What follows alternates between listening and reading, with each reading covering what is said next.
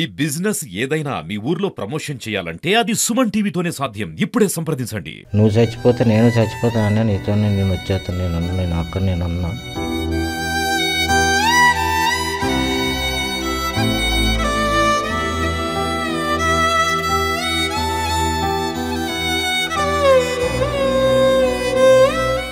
Welcome to Suman TV. పేదింటిలో అంతులేని కష్టం. అంటే ఆ ఇంటి మీద దేవుడు కన్నెర చేశాడో ఏమో తెలియదు, కానీ ఒకే ఇంట్లో ఇద్దరు అన్నదమ్ములు రోజుల వ్యవధిలోనే మృత్యువాత.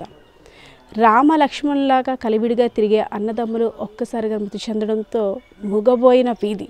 ఇదంతా ఎక్కడో కాదు, విజయనగరం జిల్లా గజపతి నియోజకవర్గం గంటియాడ మండలం బోనంగి గ్రామంలో నివసిస్తున్న నిమ్మకాయల గోవింద్ పద్మల కుమారులు అయినటువంటి ప్రసాద్, అదేవిధంగా మోహన్ కృష్ణ.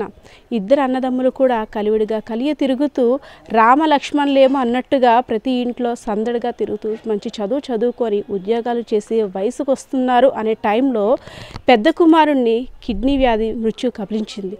సో అన్నయ్య మృతి చెందాడు, నేను ఇంకా జీవించలేను, అన్నయ్యే నా సర్వస్వం, అన్నీ లేని ఇంట్లో నేను ఉండలేను అంటూ తమ్ముడు కూడా ఆత్మహత్య చేసుకొని పురుగుల మందు తాగేసి అనంత లోకాలకి వెళ్ళిపోయాడు. సో వీళ్ళిద్దరు బాధ ఇలా ఉంటే వాళ్ళిద్దరిని చూసుకుని కన్న తల్లిదండ్రుల బాధ వర్ణాతీతం.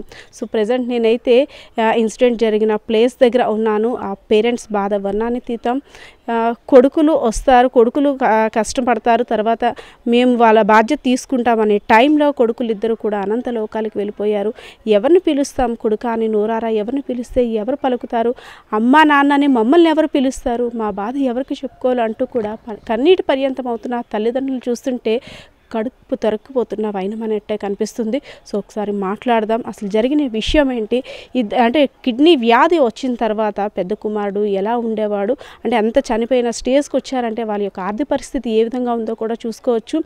అన్న లేని లోకంలో నేను ఉండలేను అంటూ తమ్ముడు కూడా శ్వాస విడిచాడంటే వాళ్ళిద్దరి యొక్క అన్నదమ్ముల బంధాన్ని కూడా మనం అర్థం చేసుకోవాలి. మాట్లాడదాం. ఎస్, మనం చూడొచ్చు పెద్ద కొడుకు మృతి చెంది ఇంకా 11 రోజులు కూడా పూర్తవ్వలేదు. కర్మకాండాలన్నీ పూర్తయి ఇంకా 11వ రోజు కూడా అవ్వలేదు. అంతలోనే చిన్న కొడుకు కూడా ఆ మూలన పెట్టాల్సిన పరిస్థితి. వీరి యొక్క ఆర్థిక పరిస్థితిని కూడా చూసాం.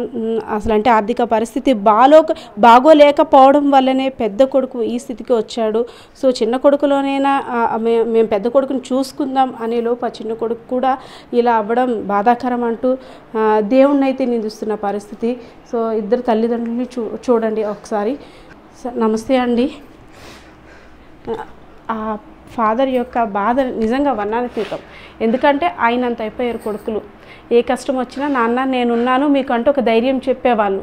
అలాంటిది మంచి చదువుకొని మంచి భవిష్యత్తులో ఉండాల్సిన కొడుకులు ఒక్కసారిగా అనంత లోకాలకి. సో ఎవరిని పిలుస్తారు, ఇంకా పిల్లలని ఎవరిని చూడగలరు, అంత వయసు గల పిల్లల్ని మళ్ళీ ఇంకెప్పుడు చూడగలరు. సో ఇద్దరు పేరెంట్స్ కూడా ఉన్నారు సార్. అంటే మిమ్మల్ని బాధ పెట్టాలనే ఉద్దేశం కాదు. సో జరిగింది తెలుసుకోవాలి. ఎందుకంటే మీ అంత ఎదిగిన పిల్లలు దూరం అయిపోయారు. మీ భుజాల మీద చేతులు వేసుకొని మీ భుజాల మీద పెరిగిన పిల్లలు ఇద్దరు కూడాను. సో ఏంటి సార్, పెద్ద అబ్బాయికి అసలు ఏంటి ప్రాబ్లము, చిన్న అబ్బాయి ఎందుకు ఆత్మహత్య చేసుకోవాల్సి వచ్చింది? కరోనాలోనే కిడ్నీ ఫెయిల్యూర్ వచ్చిందండి. 9th క్లాస్ అబ్బాయి, పెద్ద 9thలోనే కిడ్నీ ఫెయిల్యూర్ అయితే ఇలా హాస్పిటల్కి అక్కడ తీసుకెళ్ళేవారు. చూపించి టెస్ట్లు అవి చేయించాం. కిడ్నీ ఫెయిల్యూర్ అని తెలిసిన తర్వాత సరే అని చెప్పేసి ఇంకా కాలేజీలో జాయిన్ అవుతూ ఉన్నాడు. జాయిన్ చేసాం. అయిపోయిన తర్వాత ఇద్దరు తిరిగేవారండి. ఎక్కడికి వెళ్ళాను, పాన్ షాప్కి వెళ్ళి ఇద్దరు కలిసి వెళ్ళేవారు. ఎక్కడికి వెళ్ళా వచ్చిన తర్వాత ఈ అబ్బాయికి మొన్న రీసెంట్గా స్ట్రోక్ లాగా వచ్చింది. స్ట్రోక్ కాదు, 10 రోజుల ముందే చెప్పాడట. నాకే ఏదో తమ్ముడు నాకు కొద్దిగా బాగోలేదురా, బాడీ సహకరించట్లేదు, ఏమైపోతా నాకు తెలియదు, మమ్మీ డాడీకి నువ్వు చూసుకో అని చెప్పేసి అన్నాడట. నువ్వు చచ్చిపోతే నేను చచ్చిపోతానని నీతోనే నేను వచ్చేస్తాను, నేను అక్కడ నేనున్నా అని చెప్పేసి అన్నాడట. అలా మాట్లాడితే ఎట్రా అని చెప్పేసి చెప్పాడట. వీడు అన్న తర్వాత ఈ విషయం కూడా నాకు చెప్పలేదు, చిన్నోడు చెప్పలేదు ఇలా జరుగుతుందని. అన్ని విషయం నాకు చెప్పలేదు, గాబరా పడుతున్న విషయం కూడా చెప్పలేదు. ఇద్దరు బాగానే ఉన్నారమ్మా. నైట్ 1 గంట వరకు టీవీ చూసాం. అబ్బాయి సెల్ చూసుకున్నాను, నేను టీవీ చూశాను. చూసిన తర్వాత పడుకోరా ఇక్కడ నా దగ్గర పడుకుని, నేను మంచం మీద పడుకుని మమ్మీ కింద పడుకుంది. లేదు మమ్మీ దగ్గరికి వెళ్ళి పడుకుంటానని చెప్పేసి అన్నాడు. సరే మమ్మీ దగ్గరికి వెళ్ళి పడుకోమ్మ, టైం 1 గంట అయిపోతుంది కదా, మందులు వేసుకుంటాను, ఇబ్బంది పడిపోతానని చెప్పేసి నేను చెప్పాను.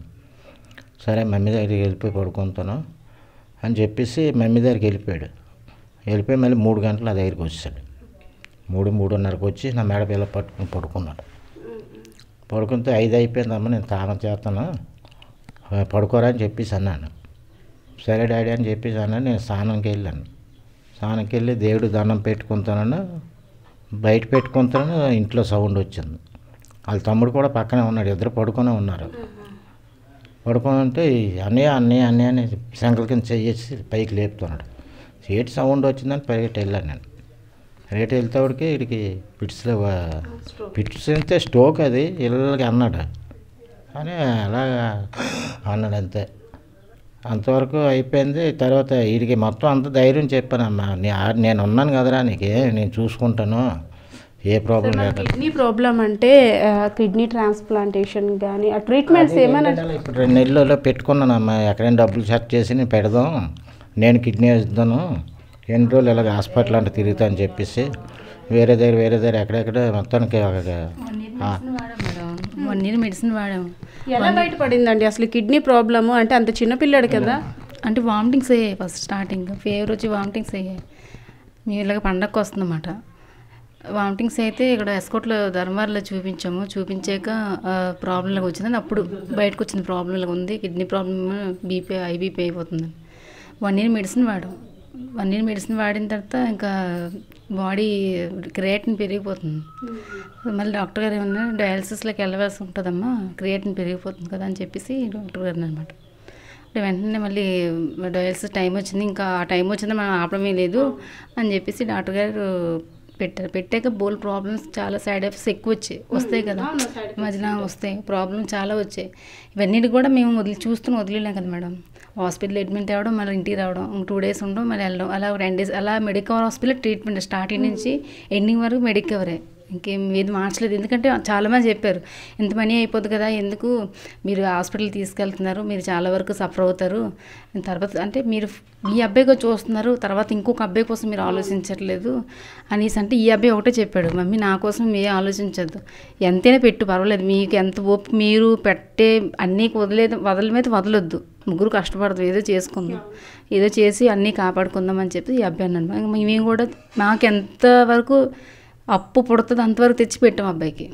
ఫైనల్గా ఏంటంటే హౌస్ లోన్ మీద దీని మీద లోన్ తీసాం, 10 lakhs తీసాం దీని మీద కూడా. అప్పుడు కూడా ఈఎంఐలు కట్టుకొని చేసుకున్నాం. అది కాకుండా చాలా వరకు ఫైనాన్స్ ప్రాబ్లం కూడా చాలా వరకు అయిపోయామాట. అంటే దాచింది బయటకు వచ్చింది, ఇల్లు కొనుక్కున్న ప్లాన్లు ఉన్నాం, ఆ డబ్బులు పెట్టాము, ఇల్లు హౌస్ మీద లోన్ తీసాం. సో ఫైనల్గా అబ్బాయికి లాస్ట్ టైం అన్నారు, అబ్బాయికి ప్రాబ్లమ్ చాలా వరకు ఎక్కువైపోతుంది, ఆలోచించుకోండి, మీ అబ్బాయికి ఇంత మనీ పెడుతున్నా మెడికవర్ హాస్పిటల్ చెప్పారు. అయితే ఇంకా అది అబ్బాయి చూస్తూ వదలలేం కదా మేడం. ఎవరు ఏదో చెప్పారు, ఎవరేదో చెప్తున్నారు మాట మన మైండ్ చేయాలి కదా. అందుకే బాబుతో ప్రాబ్లం వచ్చిన అందరూ చనిపోయారు. కానీ ఈ అబ్బాయికి 8 years అంటే డాక్టర్ ఆశ్చర్యపడిపోయారు, మీరు ఎంత అమౌంట్ మీరు పెడుతున్నారు, ఎంత ఏదైనా అంటే అబ్బాయికి ఎస్సీవి అంటే ప్రాబ్లం, బ్లడ్ ఇన్ఫెక్షన్ ప్రాబ్లం వచ్చింది మేడం. ఆ టైంలో 2 times వచ్చింది. ఈ 2 times కూడా చాలా డబ్బులు, చాలా వరకు అది మొత్తం ఇంట్లోదంతా అబ్బాయికే పెట్టేస్తాం. ఇది సైట్ కూడా అమ్మేసాం మేడం. మా మామయ్య గారు సైట్ ఉంటుంది భూమి, అది కూడా అమ్మేసి పెట్టేస్తాం హాస్పిటల్కి. తరతరాలుగా వచ్చిన ఆస్తులను కూడా అంతా అమ్మేస్తాం. వచ్చిన ఆస్తులని మేము పనిచేసుకున్నాం, అమ్మేసుకున్నాం. అండ్ సో మేము అమ్మినప్పుడు కూడా డబ్బులు అంటే ఇది పాపం పోనీ హెల్త్ కండిషన్ వల్ల అబ్బాయి చనిపోయాడు, ఓకే. ఈ చిన్న అబ్బాయికి ఇంట్లో పరిస్థితి తెలుసు, మా అన్నయ్య లేని లోటు ఇంకా నేనే తీర్చాలి, మా అమ్మ నాన్నకి ఇంక నేను ఒక్కడనే ఉన్నాను, ఏ కష్టానికైనా నేనే ఇంకా వాళ్ళకి దిక్కు అని తనకు కూడా ఒక ఆలోచన ఉంటుంది కదా, ఎందుకు ఇంత తొందరపడ్డాడు అంటారు? అంటే చాలా వరకు ఇద్దరు కూడా బాగా బౌండింగ్ ఎక్కువ మేడం, చాలా ఎక్కువ మేడం. నేను అనేదాన్ని ఎందుకు అంతా పెట్టుకోకు అన్నయ్యకి అని దెబ్బలాడుకుంటారు, మళ్ళీ నేను తిడితే నాకు రివర్స్ అయిపోతారు, ఇద్దరు గొడవ తీసుకుంటారు, మళ్ళీ ఒక 10 నిమిషాల్లో కలిసిపోతారు. అవి లేకపోతే ఆడండు, ఆడ లేకపోతే ఈడుండు, వెళ్ళిపోవడం ఇద్దరు ఎక్కడికి, ఇద్దరు బండి వేసుకుని. హెల్త్ బాగాలేనప్పుడు కూడా తమ్ముడు అన్ని దగ్గరుండి చూసుకుని కూడా అబ్బాయి తీసుకెళ్ళేవాడు అండి, డయాలసిస్ కూడా అబ్బాయి తీసుకొని వెళ్ళాడు. డయాలసిస్లు కానీ హాస్పిటల్ అడ్మిట్ అయిన చాలా వరకు మేడం మా ముగ్గురమే చాలా సఫర్ అయ్యాం. అంటే అది ఆ సిచ్యువేషన్ మేము పడ్డాం కూడా చెప్తున్నాను. చాలా అంటే చాలా వరకు డబ్బులు లేక ఇబ్బంది అయిపోయి చాలా. అప్పుడు అబ్బాయి చెప్పాడు, డాడీ నువ్వు అలా చేతిలో మెడిసిన్ కూడా చూసి నువ్వు ఎందుకు అలా సఫర్ అవుతున్నావు, ఫైనల్గా మనకి ఎంతవరకు కాపాడుకోవాలి అన్నీ అంతవరకు కాపాడుకుందాం. ఆల్రెడీ భూమి కొరకు వస్తే అందరూ నలుగురు సొసైటీ ఏమంటారంటే మీరు ఒకరి కోసం ఆలోచిస్తున్నారు, రెండో కోసం ఆలోచించాలి ఉన్నాడు కదా, అమ్మేసుకుంటున్నారు, ఎందుకు అమ్మేసుకుంటున్నారు, ఎందుకు ఖర్చు పెట్టేస్తున్నారు అని అడిగారు. కానీ అబ్బాయి కూడా చెప్పాడు, నాకైతే నా విషయం పక్క తీసి డాడీ అన్నికైతే కాపాడుకుందామని. అలాగే అమ్మేసి ఏదో రకం క్లియర్ చేసుకుని ఏదో బాబు పెట్టుకున్నాం. అబ్బాయి అయితే బాగానే ఉన్నాడు మేడం, పెద్ద అబ్బాయి. సడన్గానే అసలు మరి ఏమైందో తెలియదు. సడన్గా అసలు ఆ పెద్ద అబ్బాయి 10th అయిపోయింది, second year interest second year join అయితే ఒక కాలేజ్ వేసాను నారాయణలో. వేసే అక్కడికి వెళ్ళి పడుకోపోయాడు మేడం. బీపీ టాబ్లెట్ ఐబీపీ అయిపోయి ఫస్ట్ ఇయర్ వరకు సైడ్ ఎఫెక్ట్స్ వల్ల నిద్రలో ఎక్కువ వచ్చేస్తుంది కదా బీపీ టాబ్లెట్స్.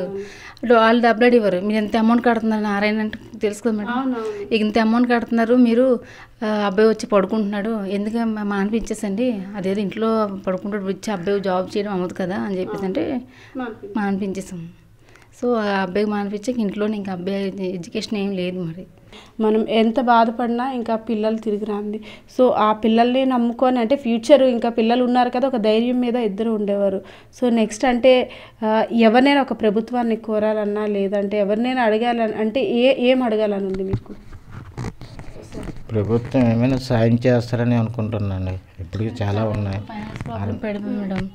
అంటే చాలా అంటే అది చాలా వరకు ఫైనాన్స్ ప్రాబ్లం పడిపోయి మేడం. ఫైనాన్స్ లోన్లు ఇవన్నీ ఉన్నాయి. ఇంక ఇప్పుడు ఏమంటున్నారంటే మనం కూడా పిల్లలు లేరు కదా, మనకి ఎందుకు, మనకి లైఫ్ అవసరమా, మనం ఏదో చేసుకుందాం అనేసి రాత్రి అంటున్నారు అన్నమాట. నేను అదే చెప్పాను, ఇంకా ఏం చేయడానికి ఫైనల్గా మన దగ్గర ఏం లేదు.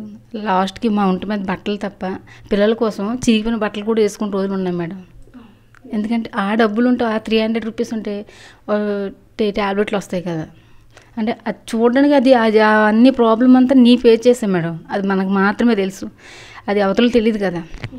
ఆ బాధలు ఎలా ఉంటాయో అందరికీ తెలిసిందే, కామన్ మ్యాన్ కష్టాలు ఎలా ఉంటాయి. అందులోని ఇంకా ఇది ఒక మారుమూల ప్రాంతం, వే కూడా సరిగ్గా లేదు, చూస్తున్నాం వస్తున్నాం.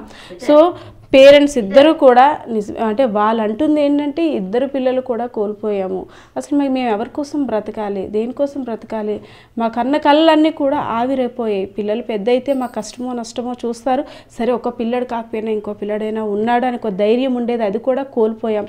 నిస్సహాయ స్థితిలో ఉన్నాం.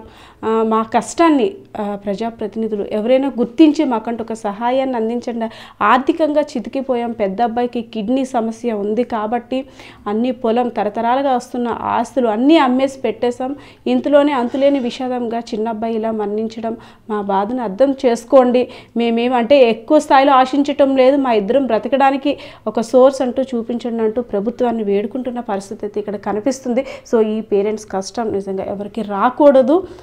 గ్రామస్తులంతా కూడా ఒకటే ఎంత సహాయం చేసినా అంటే కొంతవరకు ఓదార్చగలరు, కానీ వాళ్ళ ఫైనాన్షియల్ స్టేటస్ని మెరుగుపరచడానికి అయితే మాత్రం ఎవరు కూడా సహాయం అందించలేరు. సో బికాస్ ప్రభుత్వం కూడా వీళ్ళ తరపున సానుకూలంగా స్పందించి వీళ్ళకంటూ ఒక సోర్స్ని అందించినట్టయితే వారి యొక్క కష్టాన్ని కొంతైనా తీర్చగలిగే అవకాశం ఉంటుందని అయితే అనుకుంటున్నాం. కెమెరా పర్సన్ బాలకిషోర్తో పద్మ, సుమన్ టీవీ, విజయనగరం. నువ్వు చచ్చిపోతే నేను చచ్చిపోతానన్నా, నీతో నేను వచ్చేస్తాను, నేను అక్కడ నేనున్నా.